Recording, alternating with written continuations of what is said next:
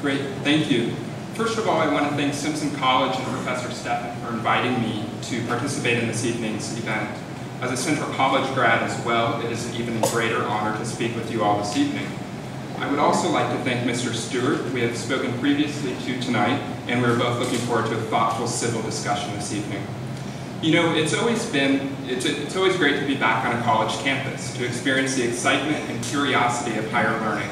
And so I can think of no better place to have this discussion about the freedom to marry and the historic ruling providing equal protection to all Iowans. I suspect we'll be talking a lot about politics this evening, but I want to make clear that this is, like many political issues, is a deeply personal issue. For me, like many of you in the audience tonight, I grew up with the hope of someday falling in love and spending the rest of my life with that one person.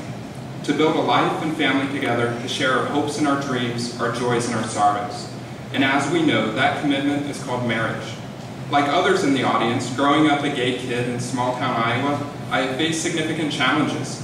At Central College, I was fired from a leadership position in our student Christian group after I came out. I know firsthand the personal hurt and anguish of discrimination and harassment.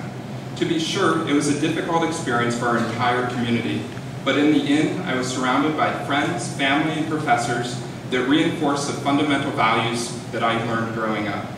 In my home, I grew up to value community, to treat my friends and neighbors with respect and humility, and that every person, white or black, young or old, Christian or Jew, rich or poor, had value and deserved to be treated with dignity and respect. That is why today I'm truly humbled that in my home state and in my hometown I am, once and for all, truly equal to my friends and my neighbors, my brother and my sister, my parents and my grandparents. Today I can marry the person that I love.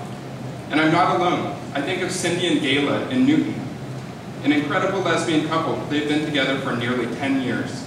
Before the ruling, Gayla was not out to her parents or extended family, even though Cindy was an ever-present companion at family events.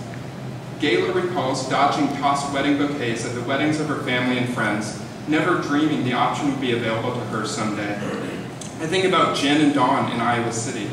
Jen and Dawn have been together for nearly 20 years. Jen has a heart condition which has required emergency room attention on several occasions.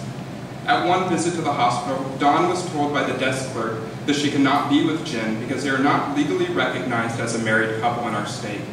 These couples are not alone. Some of them are in the audience today. Many of you know these couples. Couples that have been together for 20, 30, 40 years or more. Couples simply seeking the dignity, security, and protection that marriage provides.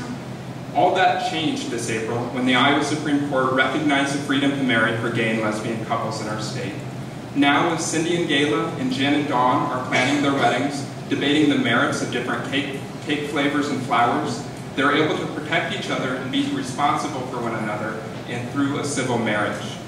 To be clear, civil marriage does not change religious marriage or how each religion defines that. Civil marriage does protect couples like Jen or Dawn, Cindy and Gayla, or my own parents and my grandparents. It gives them security and protection. It gives them the dignity and respect of their commitment to one another. As we discuss the issue tonight, I hope you will keep those folks in mind. This isn't a Democratic or Republican issue, nor is it a religious or secular issue. This is an issue of basic fairness and respect for our friends and our neighbors. Thank you for having me here tonight, and I look forward to a constructive discussion.